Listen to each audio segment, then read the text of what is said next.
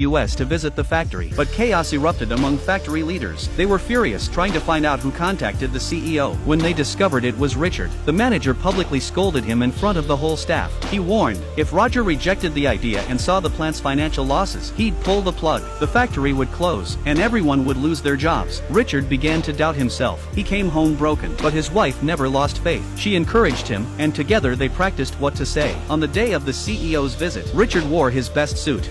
I am so proud of you, and I'll always regret not being the man that made you the man you are today. Always. Ahora, chingatelos. Yo cuerno. The moment Roger's car pulled up, fate began to shift. He asked Richard to present the new product, but reading from the script felt wrong. So Richard spoke from the heart. He held up a flamin' hot Cheeto and explained the story behind the flavor. When the executives asked about projected market share, he didn't know the term, so he stretched his arms, mimicking how long the chip aisle was at the supermarket. This much market share. They laughed at him, but then Richard broke it down. People like him, people from the bottom, loved spicy snacks. Roger stood up and copied Richard's gesture. He was sold. The company moved forward with production, but the product flopped at launch. It sat untouched on store shelves. The manager wanted to shut it down. Crushed, Richard felt like a failure. He was ready to give up. Becky couldn't bear to see him quit. Embarrassment's never stopped you before? Ask questions. You wore my ass out with them.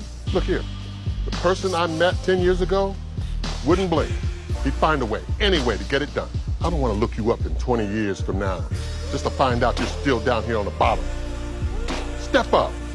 That night, Richard couldn't sleep. Talking to his family, he realized no one had advertised the product. Seeing him upset, his son handed over all his saved-up allowance, telling Richard to use it for marketing. Suddenly, Richard had a plan. He called up his old friends from the neighborhood, former gang members. They launched a street-level promotion campaign. Richard returned to the factory to rally the workers' support. Some tried to stop him, but Becky shut them down. Everyone knew the product was good. It just needed exposure. So Richard loaded all the unsold Flamin' Hot Cheetos onto trucks. His crew gave them away for free on street corners. His family cleared out store shelves to create buzz. People noticed. Richard used the opportunity to pitch the spicy snack to anyone who'd listen. Soon, the whole city was hooked. The first quarter sales report reached Roger's desk. He was stunned. When he asked how much the factory had invested, he was shocked to learn not a single penny, because Richard was just a janitor. That changed everything. Roger placed a 5 million unit order. The factory, once on the brink of collapse, sprang back to life. Production lines fired up. Laid-off workers were called back overnight. They worked non-stop to fill the order. 6 months later, the factory was thriving again. Becky smiled warmly and formally reintroduced herself to Richard. Now looking at the new plant manager in Bakersfield.